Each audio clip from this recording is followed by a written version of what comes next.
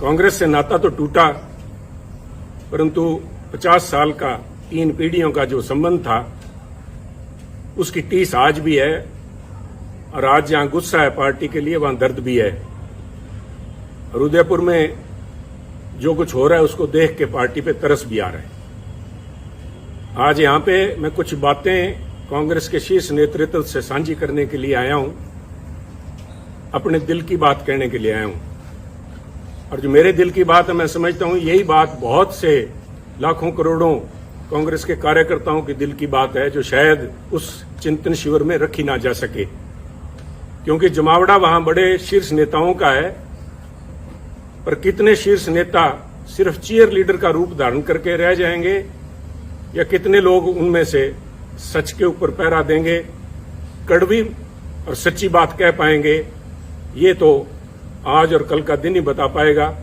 परंतु 50 साल जिस पार्टी में खून पसीना बहाया, जिसके साथ अच्छे बुरे समय में साथ रहे, उसके प्रति मेरा भी जाते जाते एक दायित्व बनता है। I would call it my parting gift to Congress party. मैं कुछ बातें साझी करना चाहता हूं, क्योंकि कल मैंने कांग्रेस के हमारे माननीय अध्यक्ष सोनिया जी का भाषण सुना।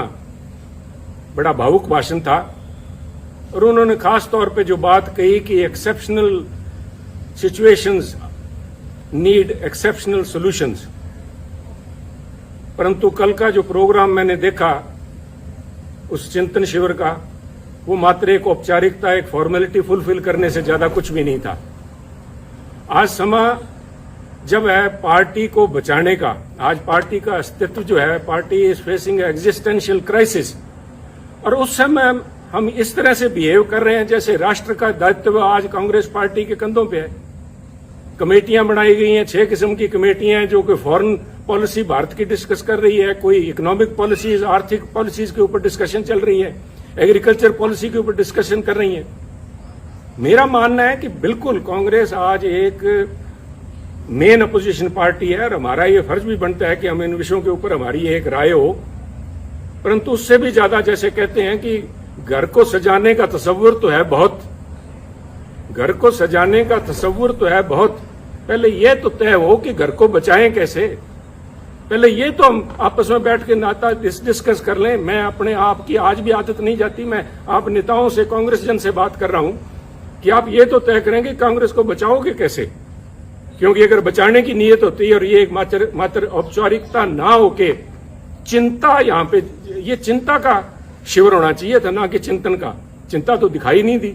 अगर चिंता होती वास्तविक में तो वहां पे एक कमेटी, उन 6 कमेटियों के साथ कमेटी एक यूपी के ऊपर भी बनती कि उत्तर प्रदेश के अंदर कांग्रेस की ऐसी दुर्दशा क्यों हुई। 403 सीटों में से करीबन 390 सीट्स के ऊपर कांग्रेस के जो प्रत्याशी थे उनको मात्र 2000 वोट भी नहीं आ पाए। आप सब समझते हैं कि पंचायत के मेंबर का जो कैंडिडेट होता है वो भी 2-4 हजार वोट ले जाता है। एक कांग्रेस का एमएलए उत्तर प्रदेश, जो कि दिल है हिंदुस्तान का, वहां पे कांग्रेस के नेताओं की ये दुर्दशा होनी, नेताओं की नहीं, मैं समझता हूं ये शीर्ष नेतृत्व की और पार्टी की दुर्दशा है। उसके ऊपर कोई कमेटी बनी, क्या उस पर कोई विचार करेगा? कल कोई अजय जी, जो लालू जी हमारे, अजय लालू जी हमारे प्रधान है, क्या वो बात करेंगे, साझा करेंगे क्या कारण रहे, क्या कमियां, उनको सुधारने का प्रयास किया जाएगा। इसी तरह चाहे गोवा है, चाहे मणिपुर है, क्यों आज क्या हालात, इस किस्म के बाद चर्चा तो ये होनी चाहिए थी कि पूरा north east, all the 7 sister states जो हैं, हम सारी हाथ से खोए बैठे हैं। क्या कारण हुआ? गोवा में तो बड़ी भारी एंटी इनकम्बेंसी थी सरकार की, चर्चा ये भी थी कि सरकार बनने के चांसेस है, परंतु हम कहीं भी नहीं ठहर पाए। और उत्तराखंड की बात कीजिए, और उत्तराखंड की तो मैं स्पेशली बात करना चाहूंगा कि 2 सूबे प्रांत ऐसे थे जिनकी बातचीत हो रही थी कि उत्तराखंड और पंजाब के अंदर कांग्रेस बहुत ही अच्छा प्रदर्शन करेगी और दोनों में सरकार कांग्रेस की बनेगी। फिर क्या हुआ? क्या कोई वहां बता पाएगा कि उत्तराखंड के जो मुख्यमंत्री के प्रत्याशी थे हमारे हरीश रावत जी, उनका एक पांव पंजाब में था, एक पांव उनका देहरादून में था इलेक्शन दिन तक। क्या वो सोच लेके आए थे? क्या सोच के साथ हरीश रावत जी को पंजाब का प्रभारी बना के भेजा गया? क्या उनकी मंशा सिर्फ इतनी थी कि हम तो डूबे हैं सनम, तुमको भी ले डूबेंगे? खुद तो उनकी जो दुर्दशा हुई, और मैं इसमें कहने में संकोच नहीं करूंगा, मैं पहले भी कह चुका हूं और आज फिर कह रहा हूं अगर हरीश राव जी आ रहे हैं तो I call it divine justice, he deserved it. जो कांग्रेस पार्टी की दुर्दशा हुई है उसमें बहुत बड़ा रोल जो है एकमात्र इन व्यक्ति का है। सारा दायित्व तो इनके कंधों पे मैं नहीं डालूंगा, हमारी भी कमियां रही वहां पे, पर इनका बहुत बड़ा रोल था। ये एक कड़ी थे यहां से लोगों पर बात करने के लिए। और उससे भी ज्यादा जरूरी, जब उत्तराखंड की बात करते हैं तो पंजाब की बात कैसे ना करेंगे। मैं पंजाब की बात के ऊपर कुछ समय लूंगा। मैं आपसे धैर्य की अपेक्षा करता हूं कि कृपया थोड़ा धैर्य रखें, क्योंकि पंजाब का मुद्दा सिर्फ वहां पे सरकार बनने ना बनने तक सीमित नहीं है। बहुत ही एक आधारभूत मुद्दा है जो पंजाब से जुड़ा हुआ है। पंजाब में जो घटनाएं वापरी और जिस वजह से वहां पे पार्टी की जो दुर्गत हुई है पंजाब में, उसकी समस्याएं जो है उनके दूरगामी और आधारभूत उसका प्रभाव पड़ेगा। एक बात मैं मानता हूं कि देश जो है, भारतवर्ष जो है, एक सेकुलर देश है और उस भारतवर्ष के अंदर अगर सबसे कोई सेकुलर प्रांत है तो मुझे इस बात का गर्व है कि वो पंजाब है। और पंजाब ने बार बार ये दर्शाया है, यहां तक कि 25,000 पंजाबियों ने कुर्बानी दे के भी, आतंकवाद के उन काले दिनों में 25,000 पंजाबियों की कुर्बानियां हुई, परंतु वहां आपसी भाईचारे और सेकुलरिज्म के ऊपर आंच भी नहीं आई। परंतु आज एक छोटी सोच का व्यक्ति, छोटी सोच का सो कॉल्ड लीडर, छोटी सोच का एक छोटा नेता जो बड़े पदों पे आसीन है, उसकी जुबान ने वो करने का प्रयास किया जो आतंकवाद के काले दिनों के अंदर AK-47 की गोलियां भी नहीं कर पाई। ये तो पंजाबियों को मैं दाद देता हूं कि उन्होंने फिर से मौका संभाला। और आप देखिए, जीता जागता सबूत देखिए। अगर किसी को इस बात के परिणाम की, इसको प्रूफ की जरूरत है तो वो देखिए कि इस इलेक्शंस के अंदर जिसके नतीजे 10 मार्च को भी आए हैं, अगर धर्म की बात करें, सिखों ने, जो सिखों की पंथक पार्टी अकाली दल, उसको वोट नहीं डाला। हिंदुओं ने बीजेपी को वोट नहीं डाला। और SC भाईचारे ने, हमारे दलित भाइयों ने कांग्रेस को वोट नहीं डाला। पंजाबियों ने एक सिख के तौर पे, एक हिंदू के तौर पे, एक दलित के तौर पे, क्रिश्चियन या मुस्लिम के तौर पे नहीं, उन्होंने पंजाबी के तौर पे वोट डाला। और इस सारे आडंबर को ढा के उन्होंने एक आस और उम्मीद को वोट डाला, एक रंगले पंजाब की आस, एक बेहतर फ्यूचर, बेहतर भविष्य की आस में उन्होंने वोट डाला। वो आस कितने हद तक पूरी होती है तो समय बताएगा, परंतु पंजाबियों को ये दाद देनी होगी कि उन्होंने ये काली नजर जो हमारे कांग्रेसी नेता जो लगा रहे थे, जो हिंदू, सिख या दूसरे भाईचारों के अंदर जहर का बीज जिन्होंने बोया, मैं तो आज इस माध्यम से खासतौर पे कांग्रेस अध्यक्षा सोनिया जी से निवेदन करूंगा, मेरी हाथ जोड़ के करबद्ध प्रार्थना है, सोनिया जी, राजनीति सारे देश में कर लीजिएगा, परंतु पंजाब को बख्शिए। पंजाब ने बहुत काले दिन देखे। पंजाब में अगर पंजाब को परसेंटेज के प्रिज्म से नहीं देख सकते आप, पंजाब को 33% अमुक कौम है, 40% अमुक कौम है, बाकी बचते नॉन सिख हैं या किस खाते में डाल रहे हैं, कृपया करके बख्शिए पंजाब को। पंजाब एक है। ये जो बात जिन लोगों ने, आपके जो नेता, आपकी सलाहकार है, मैं नाम भी लूंगा क्योंकि आज वो उन्हीं के चलते सारा बखेड़ा खड़ा हुआ है कि आज मेरे को इस चैनल पे के माध्यम से आपसे बात करने की जरूरत पड़ रही है। अंबिका सोनी जी के एक जबान ने, मैं समझता हूं, ना सिर्फ कांग्रेस को, तो कांग्रेस का तो बंटा उन्होंने बेड़ा डुबाया, परंतु उन्होंने पंजाब के माथे पे कलंक लगाया, सिखों के माथे पे कलंक लगाया, सिक्खी के माथे पे कलंक लगाया। उन्होंने हिंदुओं को बदनाम किया, हिंदुओं को निरादर किया। क्या ऐसे नेता का कांग्रेस में बने रहने का कोई हक है, कोई औचित्य है? अगर औचित्य है तो मैं आपसे निवेदन करूंगा कि आज के समागम के अंदर, जब उदयपुर में वो बैठी हैं और आपके साथ मंच पे बराबर बैठी हैं, तो उनसे निवेदन करें कि उठ के वो बताएं कि Punjab, what is Sikhism, Sikhism है क्या जिसको उन्होंने इतना बड़ा दोष लगा दिया। This is nothing. उनका ये बयान कि पंजाब के अंदर अगर हिंदू मुख्यमंत्री बनता है तो पंजाब में आग लग जाएगी, इसका मायना ये हुआ कि जो सारे सिख हैं, सारे पंजाबी भाईचारा है, वो हिंदुओं के खिलाफ डांगे लेके घूम रहा है। हिंदू सिख भाईचारे के अंदर दरार डालने की ये जो कोशिश, खुदा आपकी सलाहकारा अंबिका सोनी जी और उनके जो कुछ चंद चेले जो हैं, जो पंजाब के अंदर बैठे थे, जिस समय ये फैसला हो रहा था, 4-5 जो यहां थे, और वो 4-5 मोस्टली आज वहां आए हुए हैं आपके पास वक्ता के तौर पे, उनको बेनकाब करना जरूरी है। उन्होंने कहा था कि अगर हिंदू बन गया पंजाब में मुख्यमंत्री तो पंजाब में आग लग जाएगी। Is this some pre planned way of vilification of Sikhs? Are you trying to vilify a whole community? कि वो इतने इनटॉलरेंट है, उनके अंदर ये सहनशीलता ही नहीं है कि किसी और को बनता देख सके। और इनकी अंबिका जी की बात में अगर कहीं सच्चाई होती तो मैं समझता हूं कि अकाल तख्त के जत्थेदार साहब ने जिस दिन इनका बयान आया उसी दिन उन्होंने कहा, अकाल तख्त साहब का वो बयान मैं समझता हूं स्वर्णिम अक्षरों में दिखा जाने वाला है कि पंजाब के अंदर हिंदू सिख होना कोई मायने नहीं रखता। सोनिया जी, मैं आपसे निवेदन करना चाहूंगा, अकाल तख्त कोई छोटा मोटा जगह नहीं है, is a temporal seat of Sikhism. यहां पे महाराजा रंजीत सिंह भी आके पेश हुए हैं। अगर उनके हेड ग्रंथी ये बात कहते हैं, वहां के जत्थेदार साहब कहते हैं, तो ये क्या ज्यादा सिखों के बारे में या पंजाब के बारे में जानते हैं? एक ऐसा लीडर, एक तरफ हम इल्जाम लगाते हैं आम आदमी पार्टी के ऊपर कि वो पंजाब का भला नहीं कर पाएंगे क्योंकि उनकी लीडरशिप दिल्ली से चलाती है, जिनको दिल्ली के बारे में ज्ञान नहीं। मुझे आम आदमी पार्टी का तो पूरा पता नहीं, परंतु सोनिया जी, पंजाब कांग्रेस का बेड़ा गर्क दिल्ली में बैठे उन नेताओं ने किया है जिनको पंजाब का, पंजाबियत का, सिक्खी का बिल्कुल पता नहीं। सरबत दा भला गुरु महाराज का मूल मंत्र। I am not a Sikh scholar, परंतु मैं अपने आप पे गर्व है कि मैं पंजाबी हूं। मुझे इस बात का मान है कि गुरु महाराज ने जो मूल मंत्र दिया था वो था, मानस की जात सब एको पहचान में, सरबत दा भला, यूनिवर्सल ब्रदरहुड। कौन सी लैंग्वेज समझाऊं मैं इनको, अंबिका जी को?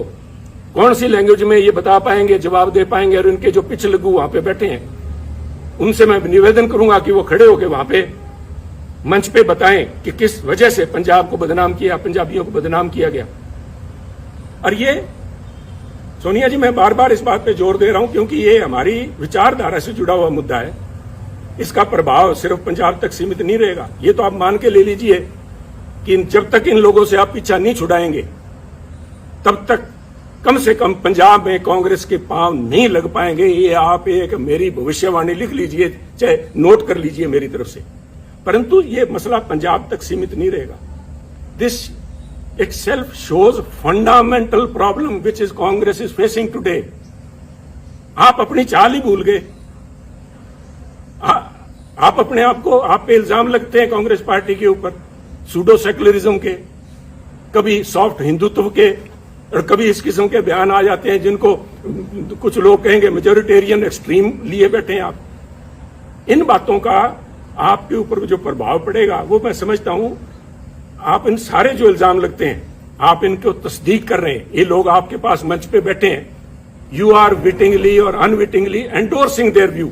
ये कौन, मेरा गुनाह क्या था? जब ये अंबिका जी का बयान आया, इनके चेलों का बयान आया कि पंजाब में अगर हिंदू मुख्यमंत्री बनता है आग लग जाएगी, तो मैंने कहा ये सोच कांग्रेस की सोच नहीं है। ये सोच किसी एक, I said a petty person, a small-minded person occupying high positions, and I meant your advisor, Ambika ji. Let me be honest with you. मेरे को फांसी लगानी है, लगाइए आप। मैं आज यहाँ सफाइयां देने के लिए नहीं आया आपके पास में। मैं तो आपको एक राय देने के लिए आया हूं, जो पंजाब की भावना आपके सामने रखना चाहता हूं। अगर इन लोगों को आज आप भी अपने साथ बिठाए बैठे हैं पंजाब में, आप भूल जाइए पंजाब के बारे में।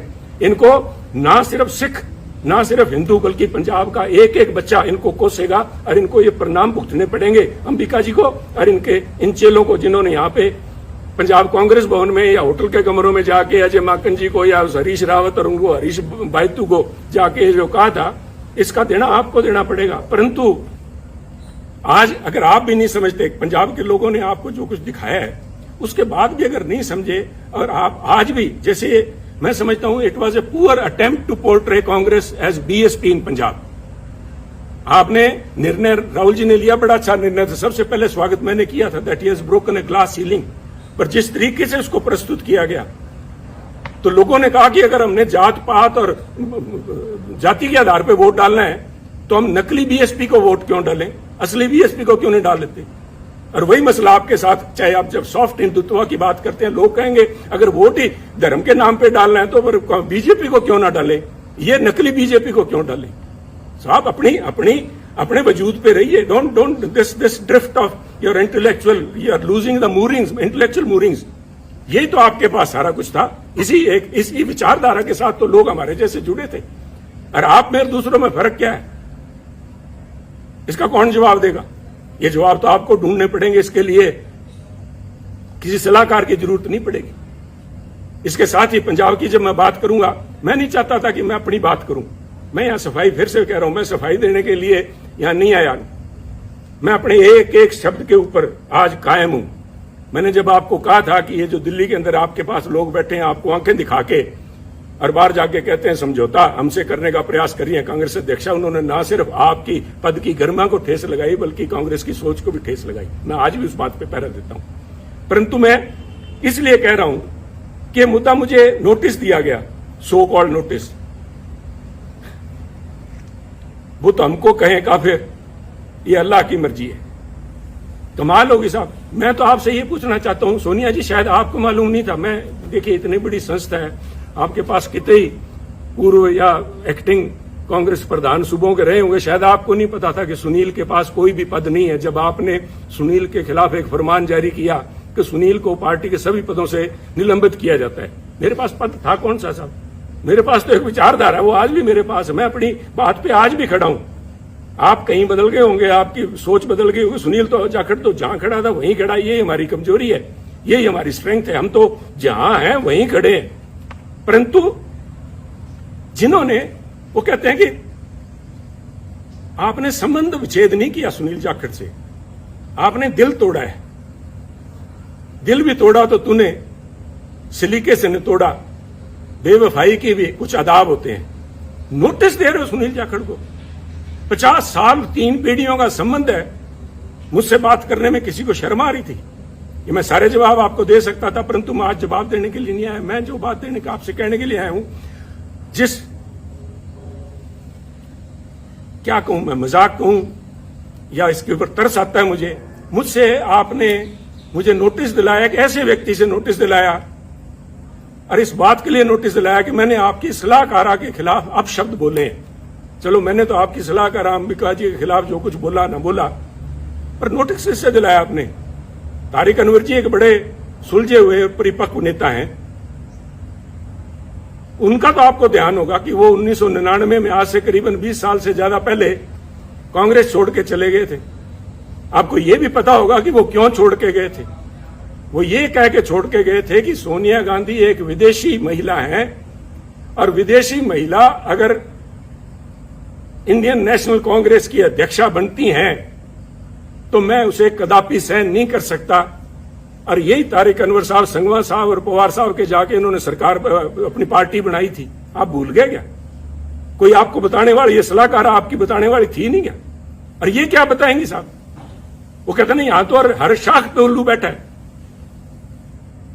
इन श्रीमती जी की, अंबिका सोनी जी की बताऊं मैं आपको, आप उनसे हमें, जिसके ऊपर मैंने इल्जाम लगाए, मैं आपके माध्यम से, सोनिया जी, मैं आपको, क्योंकि आप बड़े हैं, आप अध्यक्ष हैं, आपके माध्यम से एक स्पीकर के तौर पे मैं आपके माध्यम से कांग्रेस जनों से बात कर रहा हूं कि जिस व्यक्ति पे मैंने आरोप लगाए हो, क्या वो मेरे खिलाफ अनुशासन कमेटी में बैठ सकती है जज बन के? कहते वही कातिल, वही शाहिद और वही मुंसिफ ठहरे। वही कातिल, वही शाहिद और वही मुंसिफ ठहरे। ए खुदा, मैं अपने कत्ल का दावा करूं किस पे? मैं किसको जाके कहूं ये बात? ये मेरे पे फैसला करेगी। 1977 में कहां थी जब इमरजेंसी के बाद सोनिया जी परछाया छोड़ गया था कांग्रेसियों का? जो लोग थे, इन किस्म के जो वक्ती लोग थे, these are fair weather friends, they are fair weather warriors. Indira ji की चहेती थी ये, संजय जी के साथ ही मिलकर काम करती थी, इसलिए इंदिरा जी का इनके तरफ बड़ा मान सत्कार था। और उस मान सत्कार का नतीजा इसी अंबिका सोनी जी ने यह दिया कि 1977 में जब उनको अपने साथियों की जरूरत थी तो अंबिका जी सबसे पहले उस डूबते जहाज से छलांग मार के गई थी। जहाज से डूबने वालों को क्या कहते हैं मैं नहीं इस चक्कर में पड़ूंगा। और ना सिर्फ छलांग लगा के गई, ना सिर्फ उन्होंने यहां से कांग्रेस उर्स से चंडीगढ़ से इलेक्शन लड़ा जगन्नाथ कौशल जी के खिलाफ, कांग्रेस के प्रत्याशी के खिलाफ। इन्होंने मेरठ में जाके 84 में फिर महसीना को दुबई जी बैठी होंगी, मैंने देखा नहीं कल प्रोग्राम में उनको। मैं अल्लाह ताला से यही दुआ करता हूं कि उनकी सेहत कायम रहे, वो यहां हो। उनसे पूछिएगा कि इन अंबिका सोनी जी ने इंदिरा जी के खिलाफ क्या क्या अभद्र भाषा इस्तेमाल की थी। आप बड़े दिल के नेता हैं राहुल जी, और आप भूल जाएंगे सोनिया जी, हम नहीं भूलते। हम तो गांठ बांध के बैठे हैं, और ऐसे लोगों को बेनकाब करना पड़ेगा। जब मैं ये बातें कर रहा हूं, जो मेरा ये किस्सा है, this is a case study in itself, the way Punjab issue has been handled from the very beginning. छोड़िए सुनील को उतारा गया जुलाई 2021 के अंदर ये कह के कि सुनील जाखड़ मुख्यमंत्री कैप्टन अमरिंदर सिंह जी के साथ मिलकर काम करता, उनका बहुत नजदीकी है, मिले हुए दोनों। नए कांग्रेस प्रधान को बनाया गया, और उसके बाद जुलाई 21 को नए कांग्रेस के प्रधान नवजोत सिंह सिद्धू जी बनते हैं, और उसके बाद 6 महीने तक सारी एआईसीसी, सारी कांग्रेस इसी बात को लगी रही कि पहले मुख्यमंत्री कैप्टन अमरिंदर सिंह जी, उसके बाद में चरणजीत चन्नी, इन दोनों को आपस में कैसे इकट्ठा बिठाया जाए, कैसे पीसीसी प्रधान और मुख्यमंत्री मिलकर काम करें। व्हाट वाज इट, क्या था ये? क्या आप इसी एक बात पे, किसी एक बात पे खड़े हैं क्या? कोई स्टैंड है पार्टी का? और ये जो डिस्टेबलाइज करने की प्रयास किया गया, मैं जिनकी बात कर रहा हूं डिवाइन जस्टिस की, रावत साहब को भेजा इसलिए गया था कि कैप्टन अमरिंदर सिंह व सिटिंग प्रिटी, उनको डिस्टेबलाइज किया जाए। सोनिया जी, डिस्टेबलाइज तो विरोधी पार्टियां करती हैं। आप तो you are the parent party, Congress high command वहां पे बैठी। आप पंजाब में क्या डिस्टेबलाइज करवाना चाहती थे? Control destabilisation. और इसका रेमिफिकेशन देखिए। आज नोटिस आया कुछ दिन पहले, मेरे को नोटिस देने के बाद में एक नोटिस नवजोत सिंह सिद्धू जी को भी दिया गया। मेरे बहुत से डिफरेंसेज हैं नवजोत सिंह सिद्धू जी से, परंतु मैं इन प्रिंसिपल बात करना चाहता हूं, क्योंकि ये बातें आज के इस चिंतन शिविर में होनी चाहिए कि उनको किस बात के लिए नोटिस दिया गया कि वो अपनी सरकार के खिलाफ बोलते थे, वो कैप्टन अमरिंदर सिंह जी के खिलाफ बोलते थे, उन्होंने चरणजीत चन्नी के खिलाफ बोला, उनको नोटिस दिया गया। तो सब मेरा एक सवाल है, और मैं बड़ा उनका रिस्पेक्ट करता हूं, अशोक गहलोत जी का। अशोक गहलोत जी, आपकी सरकार को डिस्टेबलाइज क्या सुनील जाखड़ ने कर रखा है क्या, जो सुनील को नोटिस दिया गया है? आपकी सरकार को नवजोत सिंह सिद्धू ने डिस्टेबलाइज कर रखा है क्या? सुनील जाखड़ तो शायद कैप्टन अमरिंदर सिंह से मिला हुआ था या नहीं था, वो तो ये खुद जानते हैं, क्योंकि एक एक बात का इनको ब्यौरा दिया हुआ था। मैं नहीं चाहता था कि कांग्रेस की लड़ाई सड़कों पर उतरे, परंतु ये इनका फैसला था। सिर माथे, मैंने उस माथे को कबूल किया, सिर माथे कबूल किया।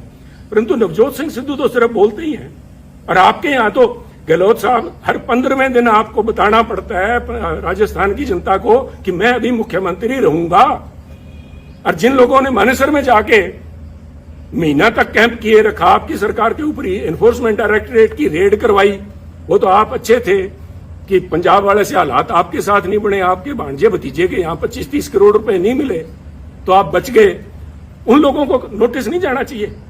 उन लोगों को तो कांग्रेस अध्यक्ष मंत्रणा के लिए बुलाते हैं। तो क्या एक संदेश दे रहे हैं? एक मन बनाना पड़ेगा, क्योंकि अगर सुनील ने खता की है और सुनील की वजह से अगर पंजाब में सरकार नहीं बन पाई, और जैसे कि आपके हरीश बायतू जी कह रहे हैं कि सुनील की वजह से, सुनील के बयानों की वजह से आसपास वाली स्टेट्स के अंदर भी कांग्रेस को नुकसान हुआ है, तो फिर सुनील को निकाला क्यों नहीं? मैं ये पूछना चाहता हूं। अगर आपने फैसला ले लिया सुनील ने गलत किया, तो सुनील को निकाल के बाहर करो। एक संदेश जाना चाहिए। मेरा कहने के बाद आप फैसला लीजिए, आपको फैसला करना पड़ेगा। मेरा मानना है ये जो कुछ भी हो रहा है, ये चंद चापलूस लोग जिन्होंने घेर रखा है, वो सिर्फ चापलूस ही नहीं है। मैं मर्यादा से बाहर नहीं जाना चाहता, परंतु पहले इल्जाम लगा करते थे कि कांग्रेस के हर समय हर सरकार के अंदर एक कोटरी होती है, जिसे किचन कैबिनेट कह लो या कोई उनकी कोटरी, उनके विश्वास पात्र हैं जो अपनी नजदीकियों का फायदा उठाते हैं। परंतु मैं कांग्रेस साथियों को बताना चाहता हूं over a period of time, क्योंकि मैंने जो 20 साल के मेरे एक्टिव पॉलिटिक्स में देखा है, ये जो कोटरी थी, ये जो ग्रुप थे, ये गिरोह का रूप धारण कर चुके हैं। और मैं बड़ी गंभीरता से और बड़ी जिम्मेवारी से कह रहा हूं, गिरोह का शब्द मैंने इस्तेमाल किया है। ये जो बना के भेजे जाते हैं यहाँ पे, हमारे इंचार्जेस बना के भेजे जाते हैं, इतिहास गवाह है पंजाब का, मैं राजस्थान का या हरियाणा का तो बोल नहीं सकता, मैं पंजाब की बात करूंगा। जनार्दन द्विवेदी जी शायद आए हुए हैं। जनार्दन द्विवेदी से पहले या बाद में, एक शकील अहमद साहब को छोड़ दीजिए, चाहे वो चाणक्य थे, चाहे वो आशा कुमारी जी थी, चाहे रावत जी थे, और चाहे हमारे हरीश बायतू जी थे, ये सारे के सारे एक ही आका के जाके पैरों में हाथ लगाते हैं। वो हमारे पंजाब की आंटी बैठी है वहां पे, इन सारों को उनका वृद्ध उनका जो हस्त था उनके ऊपर था। और इन लोगों ने इल्जाम बहुत लगे हैं। मैं डिम्पा जी को मैंने कल बैठे देखा, आपके बगल में बैठे थे सोनिया जी, पिछली रो में आपके, उन्होंने एक बयान दिया, उन्होंने पूरे बाड़मेर के माथे पे कलंक लगाया। मैं समझता हूं उनको बाड़मेर का नाम नहीं लेना चाहिए था, उनको व्यक्ति विशेष का कहना चाहिए था, परंतु मुझे पता है कि वो नहीं बोलेंगे, ना ही उनके खिलाफ कार्रवाई होगी। क्योंकि मैं देखिए यहां बैठ के राय देनी बहुत आसान है। मैं समझता हूं कि पार्टी को चलाने के लिए बहुत सी आपकी मजबूरियां होती हैं, मजबूरियां हैं भी, चलाने के लिए बहुत अकोमोडेट भी करना पड़ता है। अकोमोडेट कीजिए। मैं नहीं कह रहा कि आप जसवीर सिंह डिम्पा जी की, जिन्होंने कहा था कि बाड़मेर का ठग्गा था या बाड़मेर का डाकू कहा था, मुझे याद नहीं, उन पे एक्शन ना लीजिए। मैं नहीं चाहता कि आपकी संख्या, एमपीज की संख्या घटे, परंतु मैं इतना जरूर चाहूंगा कि एक कमेटी तो बनाई जाए कि क्या हुआ। These so called incharges, AICC incharge of Punjab Congress have not been less than, वो अमेरिकन एक फ्रेज बनी हुई, कारपेट बेगर्स। वो बेसिकली ग्लोरीफाइड ठग थे, जिन्होंने अमेरिका में जाके, जो उन दिनों में सिविल वॉर के बाद लूट खसोट जो हुई है, इस किस्म का यहां पंजाब के अंदर माहौल रहा है। इन लोगों को नोटिस ना दे कि आप नोटिस सुनील जाखड़ को दे रहे हो। कोई इल्जाम तो बताओ सुनील जाखड़ को। सुनील जाखड़ ने तो, वो कहते हैं ना, हमारे बागड़ी में कहावत है कि सुनील जाखड़ ने तो आंख में सुरमा डालने का प्रयास किया था, और आपके लोगों ने जाके वहां पे आपको बताया सुनील जाखड़ कांग्रेस की आंख फोड़ रहा है। तो ये निर्णय तो आपको लेने पड़ेंगे। सोनिया जी, मेरे से, राहुल जी से मेरा ये निवेदन है कि हो सकता है आने वाले उत्तराधिकारी वही होंगे, और वो चाहे मेरी किसी से बने ना बने, मुझे लोग गलत कहेंगे, कांग्रेस पार्टी आपके, राहुल जी और आपके नाम के गांधी परिवार के बिना नहीं चल पाएगी। 60 बन जाएंगी, 60 नहीं तो कम से कम हर एक सूबे में एक अपनी अलग कांग्रेस होगी। आपका होना जरूरी है, आप लोगों का इस पार्टी का एक सशक्त अपोजिशन के लिए होना जरूरी है, परंतु ये तब तक ही जरूरी है कि आप अपने अच्छे बुरे को पहचाने। ये प्रशांत किशोर जी नहीं बता पाएंगे आपको, कोई आप वो सुनील कानूनगोलो है उसको वो नहीं बता पाएगा। This is a responsibility of the boss himself. अगर आप लीडर हैं तो आपकी परख होनी चाहिए। आप छोड़िए, आप शायद, I have always claimed that Rahul Gandhi ji एक बहुत ही बढ़िया इंसान है। आई स्टिल बिलीव इट, चाहे आज मेरे फर्क है, चाहे जो भी है, जो आवाज उठनी चाहिए थी, सच के साथ में खड़ी होनी चाहिए, नहीं उनकी मजबूरियां होंगी, परंतु is a very fine man, is a very upright.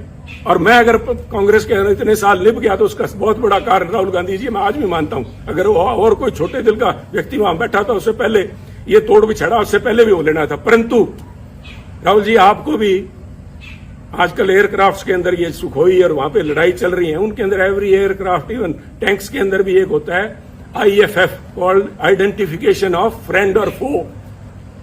दुश्मन और दोस्त की पहचान कराने के लिए उसके अंदर इंस्ट्रूमेंट लगा होता है, जो फ्रीक्वेंसी आपस में एक्सचेंज करके पता करता है कि मैं जिस पे मिसाइल दाग रहा हूं वो कोई मेरा दोस्त तो नहीं है। आपने इन पिछलगुओं के कहने से मेरे पे नोटिस की मिसाइल दाग दी, मेरा क्या बिगाड़ देंगे आप?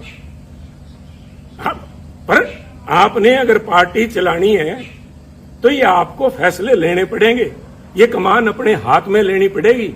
ऐसे चापलूस लोगों से, इन बेगैरत लोग हैं। मैंने वहां पे एक बड़ी नेता को गिड़गिड़ाते देखा है कि मेरे को टिकटों की उसमें कमेटी के अंदर रहने दिया जाए। राहुल जी ने मना कर दिया था, शी हैज वेस्टेड इंटरेस्ट। उसके बावजूद वो गिड़गिड़ा के, उनके लिए बहुत बड़ी बात है।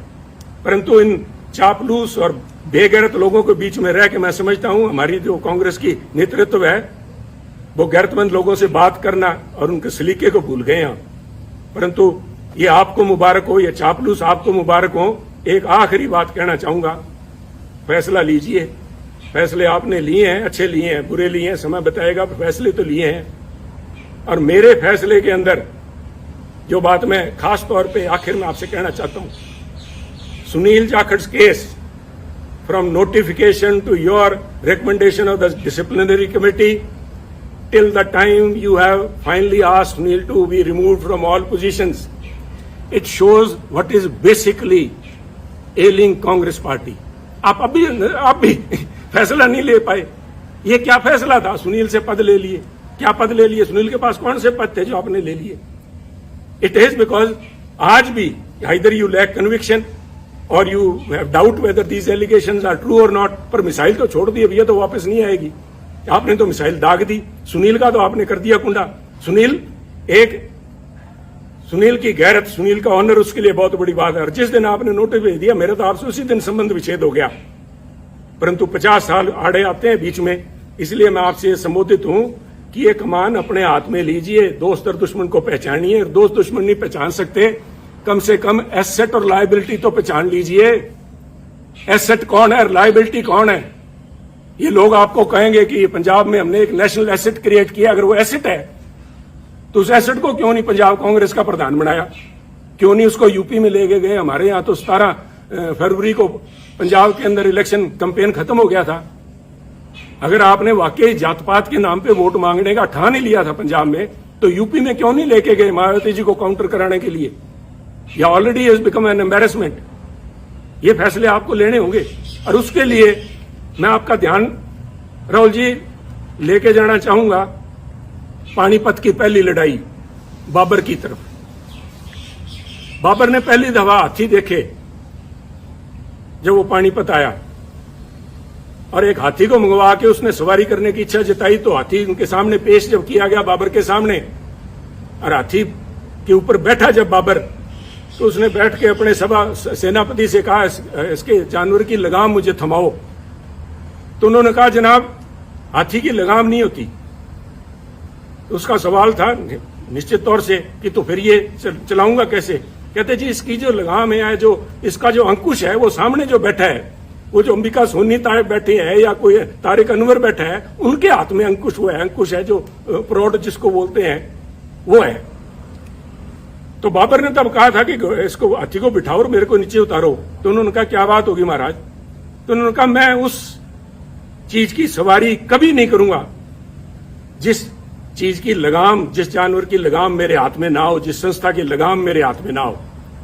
तो मेरी आपसे बेनती यही है, with all due respect and for all the respect and all the time we have spent together and with the party, 50 साल की, आगे बढ़िए, कमान सामिए, और इन पिछले लोगों को ऊपर छोड़ के कांग्रेस पार्टी को अगर जिंदा रखना है तो ये लगाम अपने हाथ में लीजिए. वरना इस किस्म के जो चिंतन शिविर हैं, इसी प्रशांत किशोर ने आपको कहा था, यूपी में आपको लेके गए थे, कैंपेन का नाम था खाट पे चर्चा. आज कांग्रेस पार्टी खटिया पे नजर आ रही है. अगर आज समय रहते नहीं संभले, वक्त की फिक्र करना दा क़यामत आने वाली है, तेरा जिक्र भी ना होगा दास्तानों में. तो इसलिए शुभकामनाओं के साथ, चाहे आज मैं समझता हूं कि this is my parting gift, my last word spoken to the Congressman, but मैं इस विश्वास के साथ कह रहा हूं कि कोई ना कोई, मैंने आज भड़ास निकालने के लिए नहीं, आप में कमियां निकालने के लिए नहीं, उन बातों को उजागर किया है जिनके ऊपर चिंतन भी नहीं, चिंता करने का विषय है. आज आपका भी इम्तिहान है. और वो जो 450 सो कॉल्ड सीनियर लीडरशिप बैठी है, आज मैं देखना चाहूंगा कि कितने लोग खड़े होकर सच्चाई पे पहरा देते हैं. कितने लोग खड़े होकर कहेंगे कि वो 5-4 जो पंजाब वाले आए हुए हैं जिन्होंने आग लगाने की बात की थी, उनको बाहर निकाला जाए हॉल से. उनको तो आपने स्पीकर बना रखा है. वो तो आज यहाँ पे आपके वर्कर्स को एड्रेस करेंगे, और जिनकी वो मुखिया हैं उनको मंच पे मठासीन है. तो आप देखिए, या आप जाने.